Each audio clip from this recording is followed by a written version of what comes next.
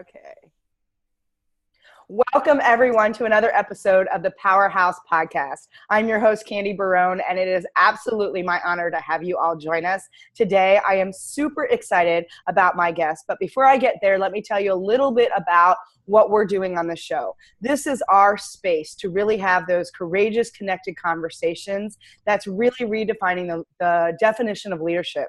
This is all about how we choose to show up, how we choose to serve, and how we're taking responsibility in that space.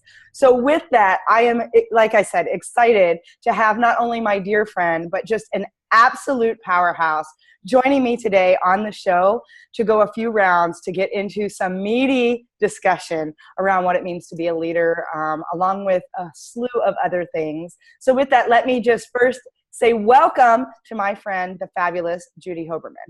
Thank you, thank you, thank you. I am so excited to be here, and I love spending time with you, Miss Candy Barone. So thank you for having me. Great opportunity. Absolutely. What a way to kick off 2018. Yeah. I mean, I cannot tell you how much I love this woman. But aside from my absolute adoration and the fact that we have a blast anytime we're together, let me give you a little bit about why she is such a rock star and why I really wanted her to come into the ring with me and go a few rounds and just share the powerhouse that she is. So Judy Hoberman is the president of Selling in a Skirt International. She's an international speaker, trainer, coach, and mentor. And let me tell you, this woman has been a mentor to me as well as just a dear friend. Her 30 years of sales has given her both the knowledge and sense of humor about how men and women sell. She has got such a fabulous perspective and is going to share some amazing wisdom and nuggets. She always does. Work and live differently, and will enlighten you in learning how both genders can support each other in success in a more productive way. Just powerful what she's doing. What I love is she has been in front of audiences from 10 people to 10,000 and has really been able to engage them with details wrapped in memorable stories. She is a powerful storyteller and easily implemented that you can easily implement things. You will walk away with things that you can implement right away. Promise you that. In 2016, she had the opportunity to be a TEDx speaker. If you have not seen her talk, please go out and watch her amazing performance on TEDx. You can go out and find her on YouTube. It's Judy Hoberman. Go check it out.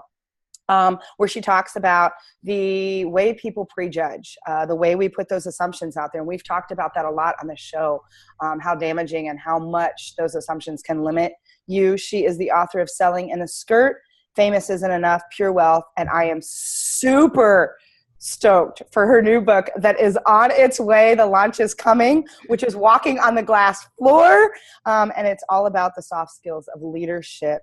Her mission is really to help clients live the skirt philosophy, which is standing out, keys to success, inspiring others, results-oriented, and time management, all while having fun. And something about that just gave me chills.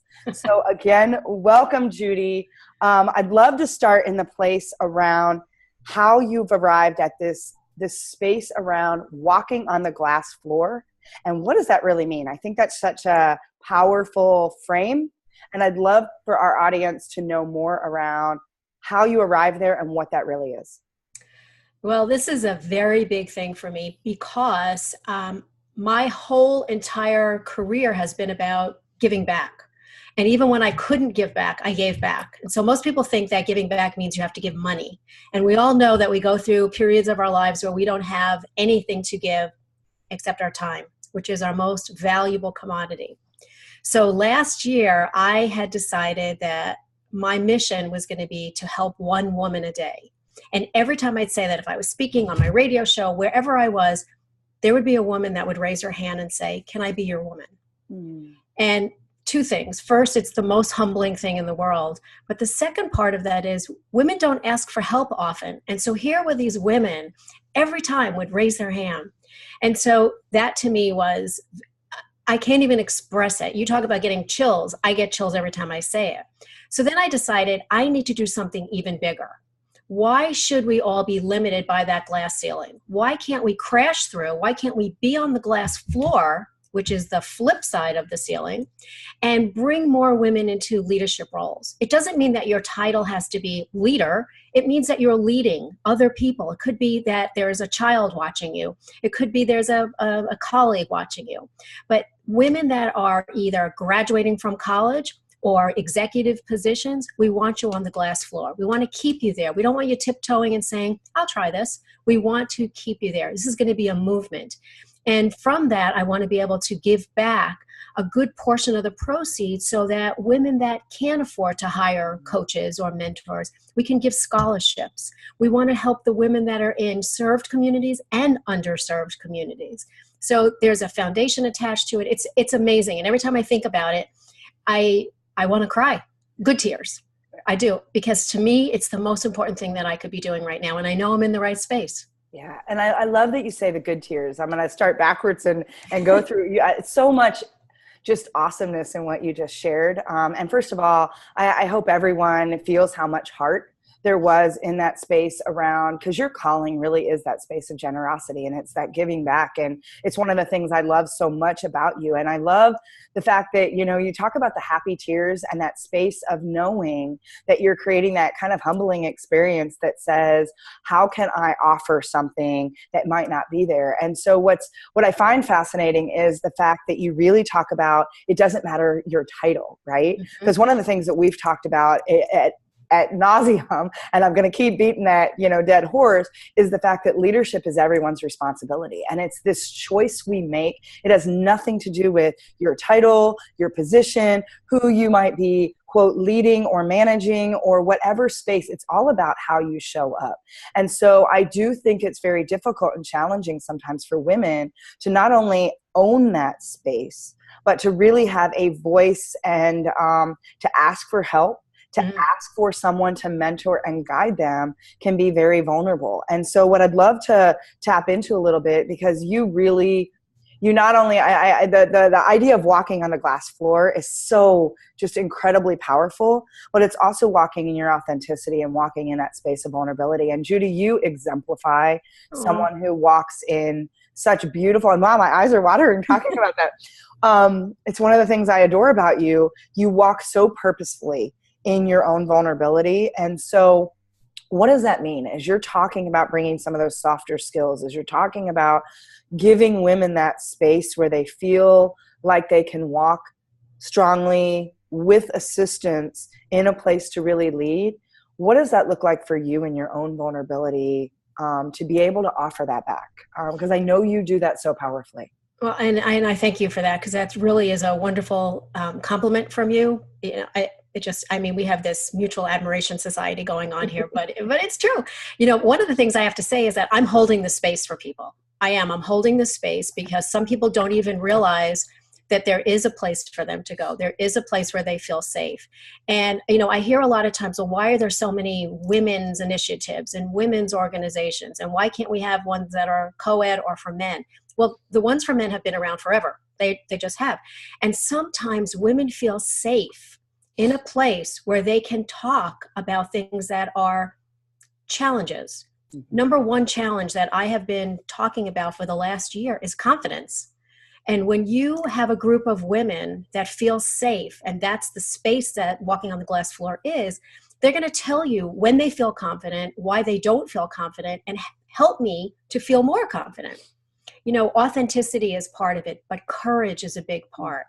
And when you talked about my TED Talk, it was probably the best thing I've ever done and the hardest thing I've ever done, because I shared stories about myself growing up that even though those things happened 45 years ago, when I talk about it, I have to gulp, because it brings back these memories. And as professional women, whether you are a leader with a title or just a leader without a title, it doesn't matter. When you think about it, those memories and those things come back at the most inopportune times. And then you have to go back to when you were a little girl and go, okay, I am awesome. I am really good. And I deserve this. And I am enough, and all of this.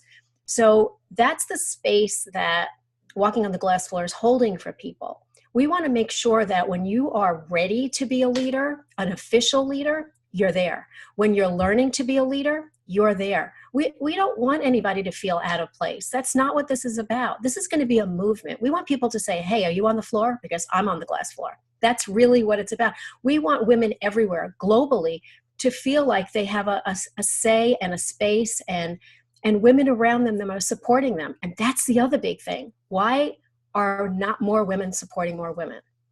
You know, and now I don't want to talk about the cattiness, because that's not even what it is. It's about people that are competing with each other. Why can't there's so much room for all of us to share our brilliance? What is it about that we have to hoard it? I mean, do you think anybody has an original idea? We don't.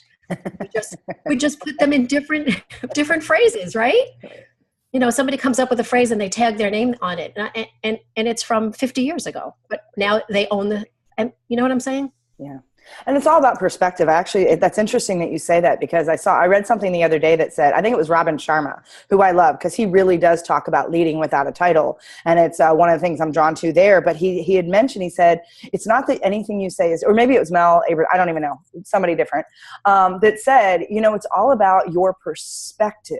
It's not about what you're saying. It's the perspective that you come from. It's your stories that help the people that need to hear it or are ready to hear it from you. Because there isn't an original thought. We are borrowing from, we shamelessly steal from other people, and we are influenced every day by people that we have a conversation with. I mean, there's things that I'm going to start saying just because we're having this conversation today, because I'm so resonating with your message, that same with people in the audience, that they're going to hear things and then they're going to own their perspective of it based on how it connects to their own expertise, their own experience, their own passion.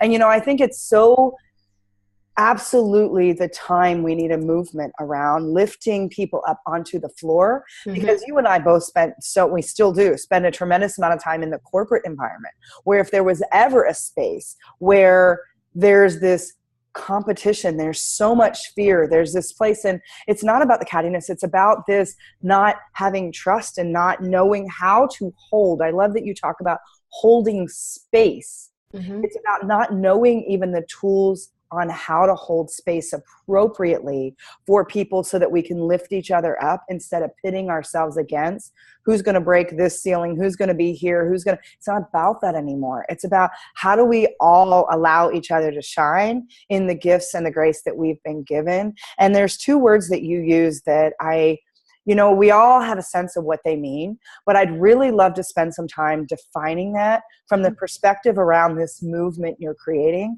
And that's the words confidence and courage. I think they're words that sometimes can be almost the buzzword bingo that can be out there, that they're kind of, same with vulnerability and authenticity. They're words that we're like, yeah, I get it. But sometimes I wonder, do we really get it? And when you're talking about confidence and when you're talking about courage, I think it's important to understand your definition of that as you start to challenge and open up a space for people to hold that space for each other, to lift each other up. So when you say that, what do you really mean around what confidence is and what courage is, and how do those two things really come together? Well, for me personally, confidence is when I am passionate about something and I can share it with someone else and not worry about what people think about my definition, because I can't worry about everybody else's business. That's not my business. When you put your nose in everyone else's business, it's no longer their business. I like to stay very focused on what my space is. And my space is all about women. It has been since I'm 5, and it hasn't changed. And so confidence for me is when I can walk into a room. I'm not saying I walk in and own the room, but when I walk into the room, I know that I'm the expert for what I am passionate about. And you have to own the title of being an expert. And that gives you the confidence. You know, if I said to you, well, I'm the expert in technology, that would be so wrong, because I know enough to keep, to make me dangerous, but not anything that I can share with you. But when I'm passionate about something, you can hear it, you can see it, you can smell it. And so for me, confidence is being passionate and being able to share your brilliance. Courage is also, confidence goes under courage, but courage to me is trying something that scares the crap out of you. And putting out, like I put out today on social media about a goal. Do you have a goal that's so big that people look at you and go, oh my God, are you crazy? And I don't care. I honestly don't care, because if it's my goal and it's my dream, I have the courage to do it. And if I share it with other people, there's the confidence that I am going to do it. I'm not going to try to do it. I am going to do it. And so, I have a goal to provide women, 1 million women, with the information on walking on the glass floor. And when I tell people that, there's only 2 reactions. One goes, yeah, I could see that. The other one is, oh my God, are you crazy? I'm going with, yeah, you could do that. Not I'm trying. So the courage is doing things you've never done before and standing up and owning it and just doing it. What happens if you fail? You do it again. You learn a lesson. So the courage is doing that. My courage was getting up and applying for a TED Talk. And when I was rejected a year before, I was like, okay, I'm good. When I was accepted, then the courage stepped in. I'm like, what the heck did I do? The confidence was actually putting together my story that was in a way that was a lesson for other people. And the confidence was getting up and doing it. Mm-hmm. And so, I mean, do you see the difference between the two? And yet they overlap. It's almost like you can use them interchangeably, almost. Well, and I love that you talk about confidence being under that courage. And so I think the way that you describe that is just absolutely brilliant. And so when you talk about, I mean, that confidence is that knowing piece. It's that being so connected to your passion that you're willing to do anything to step into it. That it's because, we talk about the difference between the shoulding you do, I need to do this, I have to do this, I should do this, whatever, versus that necessity, that burning, I need to do this because it wakes me up every morning, or it wakes me up at 2 a.m. with this idea around how I'm going to create this movement and how I'm going to reach 1 million people. And it's something that's so inherent to who I am and my wiring that there's not a choice. That's where that confidence, when you step into that passion that you're talking about. And so I think that space of giving yourself permission, giving yourself that allowance to say that passion, crazy or not, and by the way, it's the batshit crazy stuff that really is the stuff that changes things. You got to be in that space to be like, it's okay that there's people that don't understand this. Because what happens is they might just need to wait and see before they come along in your camp and come and play in there, because it scares them. It's so big, it scares them because they haven't been able to step into their own space to say, my passion, my purpose, my expertise lies. I love that you had a knowing that women have been your focus since the age of 5, that the work that you do has been centered in this space. I mean, how powerful is that? And then the courage is the action side of it, right? Mm-hmm. The courage is to not just dream about it, not just, and it's interesting because we were even talking about this before the show, the space around imagine if, right? We talk about, we want to have these dreams, yet we kind of play in them a little bit, and then we back it up, because either it's the fear of what if, or it's the fear of, what if I actually succeed? Because you talk about, right, when the TED Talk came, it wasn't so much you could handle the rejection. The rejection was kind of that's the easy part. It was the, holy crap, what do I do now? Because they want me on stage. And when you realize that the TED Talks are this big open space where millions and millions, thousands and thousands of people, and you have no idea where that message is going to go, that's a different space. And so in that moment, when all that fear shows up, you got to have that opportunity to say, regardless, this is going and is happening, and I'm going to step in that place of courage. So I think that's absolutely brilliant, the way that you talk about. They are very much the same, but they're very different, and they play in different spaces. Yeah. And you also have to remember that courage also means that you're okay, now that you've had this gigantic goal, to ask for help. Because no one can do this by themselves. And I said this the other day, you don't come in the world by yourself. You don't go out by yourself. And in the middle, you need people. You need people that you can trust, and people that have your back, and people that have the expertise that you don't have, and people that just want to simply support you. And if you don't ask for help, number one, the answer is always no. But number two, how are you going to do these big things? You have a huge goal coming up. I have a huge goal coming up. But if we don't support each other and bring other people in with us, how do you do it? And even if you did it by yourself, even if you could, which you can, who do you celebrate with if nobody was there to support you? Right. And you have to celebrate your milestones. I have a client, I said, how do you celebrate? She goes, oh, I don't. No, no, no, no, no. I don't care what it is. Pick up the phone and say, hey, I did this. Doesn't matter what it is. Just don't do it yourself and celebrate what you've accomplished, because the next time around, it's that much sweeter. Yeah. And so, you know what, that I have absolute chills, because I even think about, as I progress through that's not always been an easy space for me. I agree with you 1,000%, times 20, which isn't even a real number, but it's that space of that asking for help has probably been one of the most daunting and challenging things, because it's not only been the asking for help, it's been receiving the love and kindness and compassion and grace that others have been offering. And sometimes they offer it before I've even been okay with asking for help, which has scared the living bejesus out of me, to be honest. So I'm curious, Judy, first of all, has it always been easy for you to ask for help? And I love your expression. And for those of you that are just listening, you should have seen her eyes get really big, because I think it's important for, people see a lot of what we do, and they see the level that we're playing at, and they see this global movement that we've really been stepping into to create impact. And people say, oh, that's easy for you. You're out there doing this, right? But that's what they say. They see things we do. And I think sometimes we need to get back into that space of humility and vulnerability to say, asking for help is sometimes, it's still for me. And I'd love to know how you resonate with that. For me, and I mean, my eyes are watering again. It's that space of, it's really tough. And the bigger the game gets, the bigger the ask gets, the harder it is sometimes for me to tap into that courage to say, help me. I need some assistance. I need someone to get me out of my own head, because my fear gets really big sometimes. And sometimes it's really hard for me to ask for someone to celebrate with me, because I still have some of that noise that says, oh, I'm making it all about me. Oh, it's this. When there are people that say, why didn't you tell me that happened? Oh my God, girl, let's go out and have a drink. Because I remember when people weren't there for me to celebrate. And so, Judy, talk about what that really looks like for you. Because is it always easy for you to ask for help? And have you always been able to ask for help along your journey? So no, and no. I grew up, I was a perfect child. I was the perfect child. I didn't do anything wrong. Nobody ever had to worry about me. I was home before curfew. My grades were always good. I was perfect.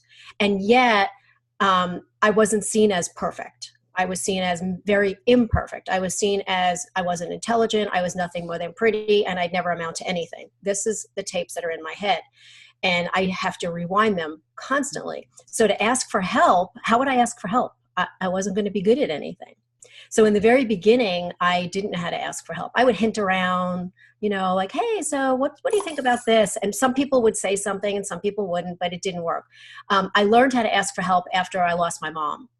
And then you learn how to ask for help. And that's 24 years ago. And that was a turning point of me asking for help. Now I will just go to somebody and say, okay, here's the deal. I don't know how to do this. I mean, you've heard me before, and people have heard me before. How do I do this? How do I do this pre-launch? How do I do this? And people, the bigger they are, the more gracious they are. Okay. Because I had someone on my radio show the other day who was introduced to me a few months ago. And when he and I were talking, he gave me his whole plan. Here's how you do it. Here's what you want to do. Do it like this. Don't change anything. It's really easy. I'll help you. Okay, this guy has 650,000 people that follow him. Okay, and I didn't even really have to ask. I just said, here's what I'm up to. He goes, oh my God, let me help you. Okay, so it's not that it's easy for me, because it isn't easy for me. But what I do is I give myself a time frame. Okay, by this time I'm making that phone call, or by this time I'm going to reach out. And I'm very strict with my calendar. So if it's on by 9 o'clock in the morning, it's got to be done. Otherwise, my whole day is going to be shot. Yeah. So I'm very strict with myself. But I also had a lot of trouble, like you're saying, receiving. Because when people give me, I don't even know how to thank them.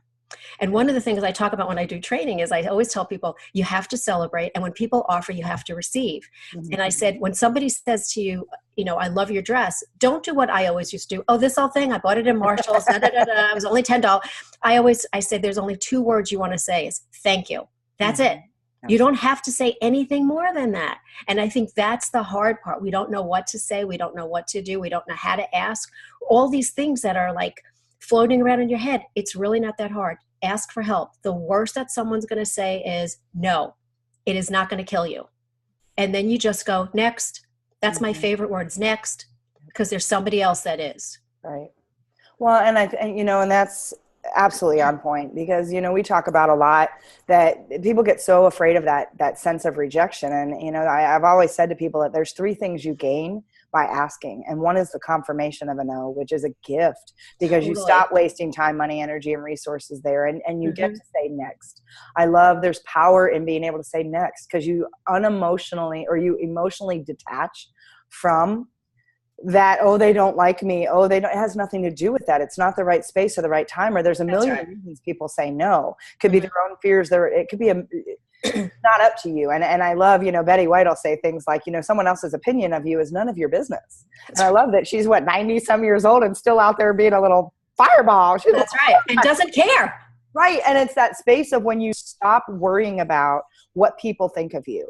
And you understand that no is a gift. You can't get the yes without. And you also don't know, how you have no idea how you can affect, influence, or impact another person until you make that ask. And sometimes it's just showing up, right? It's being in that space, and you get to open opportunity, because as you grow, and I'm sure you find this, because it's one of the things that's so core to who you are, this space of compassion, this space of generosity, this space of giving. You talk about wanting to help 1 million women have the resources to stand on that floor, that glass floor, and lead in the capacity that they get to lead. I mean, how brilliant and beautiful is that?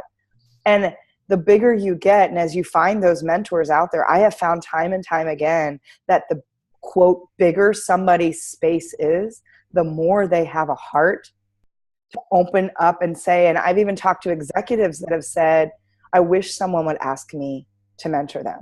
I don't have the time to go find those people, but all I want is someone to ask. I'd love to share my knowledge. I'd love to share my journey. I'd love to share ways that could help them be more successful for the potential that I see in them. And I think we don't offer that, right? It's that law of reciprocity to open up, that the bigger you want your game of giving to be, the more you have to open up a space to receive. And so I love that you hit on that around just being able to say thank you.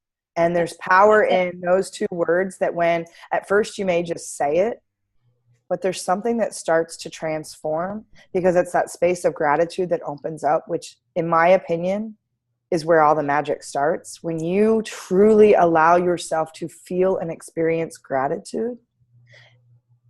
Whoa. And so, I mean, imagine if the people you worked with, what would be your big wish for them as they're opening up access to ask for help, to receive that generosity, to offer that for other people? What would you like to have be the wish for them as you're moving this movement forward? Well, first, I do want to say that gratitude is not just for the month of November. Amen to that. Oh, right. And here's my 30 days of gratitude. Wait, there's, 305 other days during the year. Right. But if I could do my imagine if would be that I did get to my 1 million women, who in turn get to another 200 here and 500 there, because every woman has about 250 contacts. So just imagine if each one of the 1 million women shared what they learned. And imagine if some of the women that never thought they would have the opportunity to do anything with their lives created something even special for themselves. Women that are mentored, 65% of them become mentors themselves. So imagine if that's what this journey is all about. That's what the movement is about. Let's keep it moving, that it's not just Candy Barone and Judy Hoberman, right? Which would be great, because I love our space. But just imagine if all of these women that we are playing with share their experiences with other women, college students, where they're first learning what it means to be out in the, what I call the real world. Female veterans who come back and can't figure out like what their space is, because what they did there, it doesn't transfer here. So imagine if we got to share some of the, the book is the 7 essential qualities of women who lead. What if you picked up the generosity? What if it was resilience, courage, passion, authenticity, their decisiveness? There's all these different things. Imagine if each woman took one of those and just ran with it. That's what it's about. That's my imagine if, that 1 million women would just take this information and grow with it and share it. That's all it is. It's all about sharing. It's generosity. That's what this is about. And every time I talk about it, I just, I get more and more passionate, and I just, and I'm impatient because I just want it to start, and it is starting because we're getting ready for all of this, but it's the actual, implementation, and it's the actual getting the information into people's hands. That's what it's about. Oh, imagine if. Just chills, right? Imagine if this community of leaders come to the table to support and lift each other up. And you're right. I mean, every one of us, it's that space of creating that living legacy, that every way you interact and engage with people, you are creating that ripple effect. So when you choose to stand in that space to be more deliberate and intentional about yourself as a leader, you give permission to everyone else to do the same. And I mean, what an interesting statistic. 65% of women that are mentored then choose to be mentored. That in itself is such a powerful catalyst and ripple that we have such opportunity. And so I can feel and breathe in and take. I know. So think of imagine if, it's juicy. Think of the 1 million women. 65% of them are now going to mentor other women, and 65% of those women are going to mentor other women, and 65% of those women. I mean, and not only that, they start to, and here's where, because while your focus is all on women, mine is on changing that generational legacy of fear we keep handing down, right? It's eradicating that. And it's changing the dynamic in our homes. And people are like, why do you work in corporate? I'm like, because it trickles down into how we're impacting our next generations. And when I think about it's those women that are standing in a space that are the caretakers and the prominent source of modeling courage and modeling how to step into, there's a different, and tapping into that emotional intelligence and that emotional space that says it's okay to have the happy tears. It's okay to be unsure and not know and ask for help. It's okay to lift up someone else who is perceived as your competition, but really is another person for you to bring into your community. When we teach our children that, and so not only is it those women lifting and mentoring and role modeling that for other women, I get super excited with your Imagine If, because I think about how that impacts our children. I think about how it impacts the next generation of leaders who, instead of, because imagine this for a moment, Judy, imagine if the movements we're creating together and in our different tracks come together in a way that, 10 years from now, we don't have to go back and correct what's been done to help them see what's possible.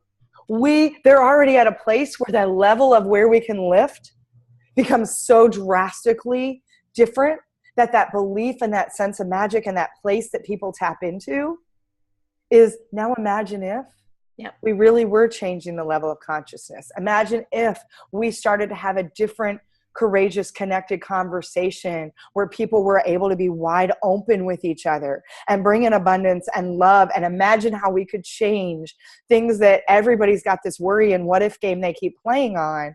Imagine if, because the imagine if now gets juicy, but imagine if when that space starts to really change and that ripple and that momentum happens. Ooh. And it's a probability. It's not a possibility. It's I love that. And the other part is, this is not about any particular type of woman. This is women. And I emphasize that because everybody wants to divide and, it's not inclusion anymore, exclusion. This is about women, period, end of discussion. It's like no is a complete sentence, so is women. Thank you. I love that. Yeah, this is all about women. And I don't want to say, well, you're not the right type, or you're too young, or you're too old, or you're too this, or you. Mm-mm. This is about women, because I'll tell you not funny, but an interesting story. When I was speaking at a conference, it was an international global women's conference. There was a queen in the audience, a real queen. And I'm not talking about, I wish I was the queen. She was a queen. And we were talking about confidence. And she said to me that she feels that all women are the same and that she struggles with confidence. And I said, how do you struggle with confidence? And she said, every single time she has to make a decision that affects another person, she second guesses herself. Now, so here you have royalty, who is a very well-educated woman who struggles with the same thing. 4-star general of the Surgeon General of the Army, 4-star general, female. She was interviewed and they followed her around, and she's in charge of 40,000 or more people. And they asked her, what does she struggle with? Confidence. Mm-hmm. Okay, so it's everywhere.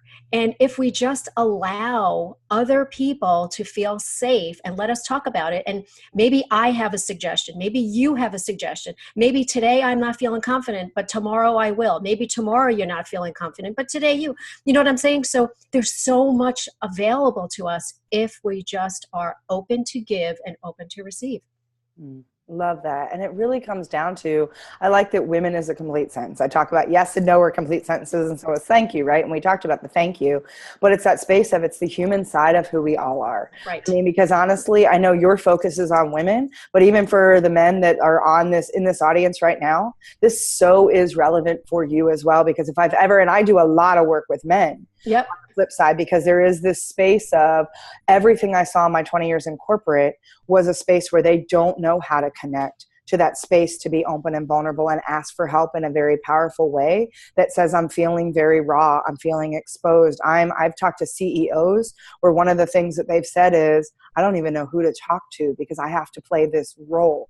And so I think it's interesting, regardless of if you put a crown on your head, regardless of if you're royalty, regardless of your title and you're a 4-star general or a CEO of an organization, in all honesty, a lot of times they mask that space of confidence. They feign it. They put a good thing, and then they go in and they go, oh my gosh, should I make the right decision? Oh my gosh, should I do this? And so, many times they feel isolated because they don't feel they have that space to be vulnerable or transparent or to be the inner child in them, which is most of where our confidence and courage come from. It's that space of, I didn't get something fed as a child. And so that spins.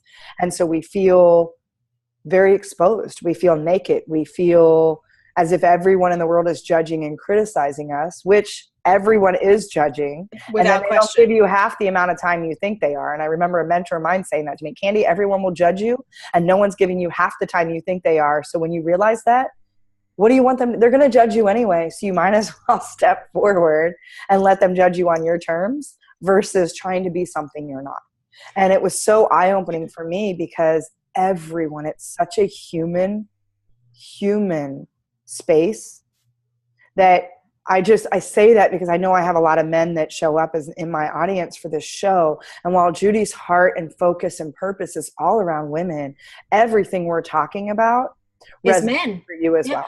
It's for us and that human community and bringing each other into a space that allows us to feel more connected. Yes. And I do want to say that one of the big pieces of all of this, and I apologize for not saying it sooner, is it's about the men that champion women. Absolutely. And I am a big proponent. I work a lot with men. My whole entire career was all men and me.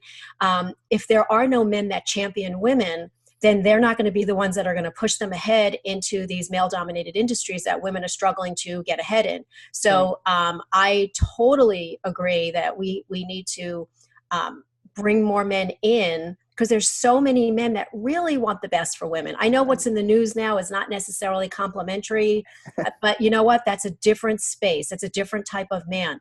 I'm talking about the men that truly, truly champion women.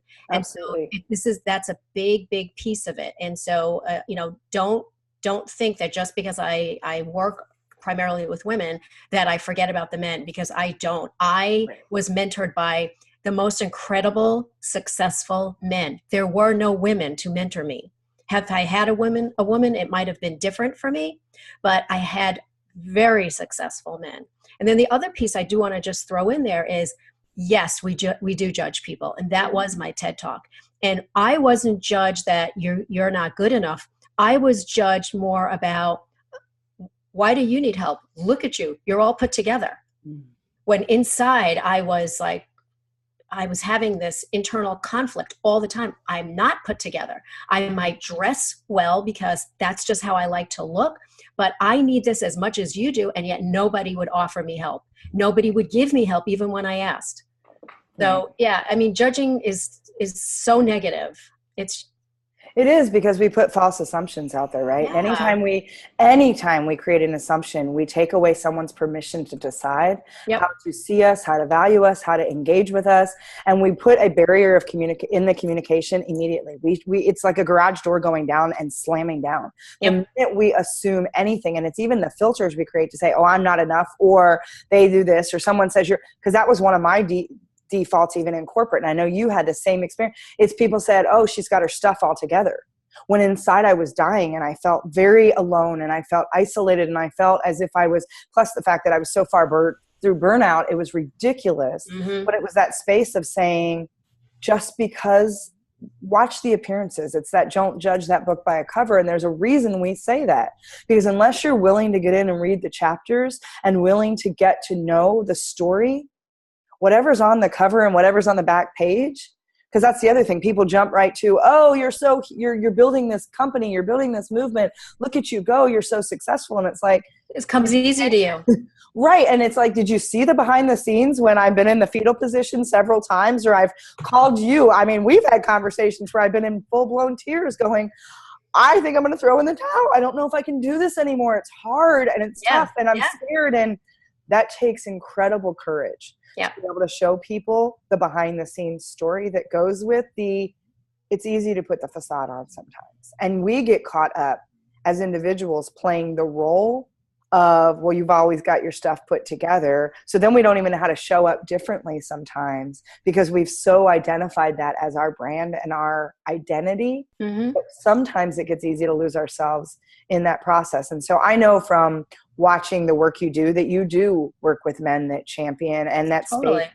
And I absolutely am glad that you touched on that, because I think, not only is it them championing the women, it's them doing the work for themselves as well. And it's understanding and embracing this. And so I encourage everyone that's listening on this. First of all, Judy, we've got to have you back, because I know we're like, we can do this all day. We do this all day some days. And before I forget, because I do want to close with a couple things.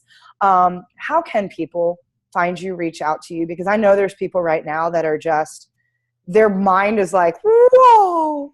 And there's things that they're really starting to have some opening and awakening, and there's some big ahas and takeaways.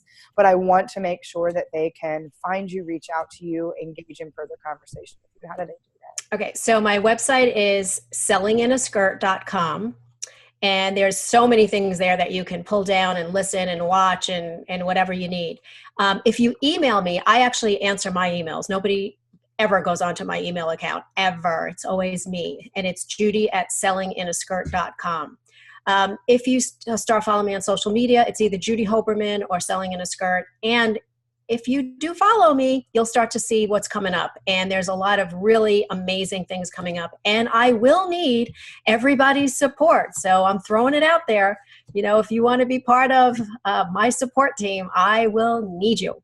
Yeah. So there you go. Let me tell you, that's Judy, Judy. Yes. Hoberman, Hoberman. Because I absolutely think it's imperative that you go out and just see the amazing things that this woman is doing. I really do adore her with my whole soul, heart, you name it. So blessed that she came into my life, and so blessed that we actually had the opportunity just recently, this past year, to reconnect at a much deeper and more purposeful level. And there's a reason everything shows up that way.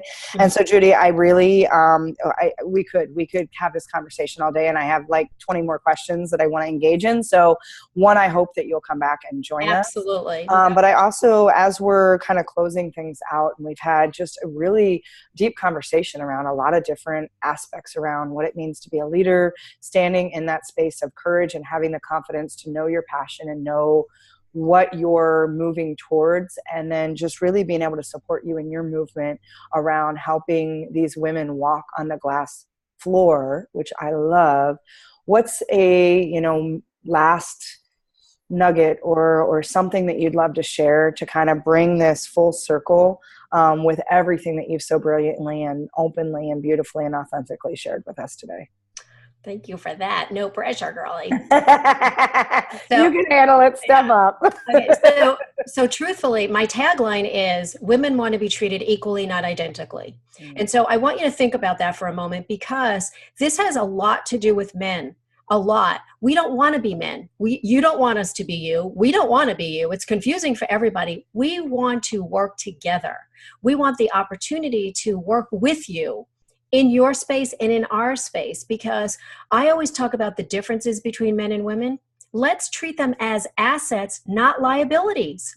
And so honestly, truthfully, I'm married to a retired colonel, so we know that is something that he's much more structured than I am, and I'm fly by the seat of my pants. But together, our differences is what makes us great. And so I urge you to start thinking about, we don't want to be treated the same way. Women want to be treated equally, not identically. And I think that's a good way to close it out for me. I think that's brilliant. And I know, watching you and the Colonel, I mean, the way that you magically dance in the assets that you guys bring to the table is just, it's incredible to see. It's beautiful. And so I urge all of you to really embrace that idea around how to treat women equally, not treating them identically. And so with that, I have so much gratitude, as always, for you showing up. First of all, my sincere and just deepest of gratitude to my friend, to a just incredible source of light in my life, and someone who every day I get to spend time with her. She fills my heart so powerfully and profoundly. So Judy, my deepest gratitude for you joining us and helping us kick off a just epic year for 2018. I will have you back. I just love to play in space with you. And for all of you that are listening, thank you from the deepest part of my heart and my soul for showing up and being on this journey with us. We could not create the kind of movements that we have imagined and really put and step into those possibilities without you. So as always, remember that leadership is about how you choose to show up, how you choose to serve others, and how you choose to take personal responsibility in that space. Leadership is a choice, and it is your choice to stand in purposely, powerfully, and passionately. And with that, imagine the possibilities you can start unfolding in your life as you dare to step forward as the leader you are destined to be. With that, this is Candy. I love all of you. Thank you so much for being here. Make sure you subscribe so that you don't miss any of our episodes, as I have just a lineup of powerful thought leaders coming to engage in those courageous, connected conversations. I love you all. Make it a phenomenal and fantastic day.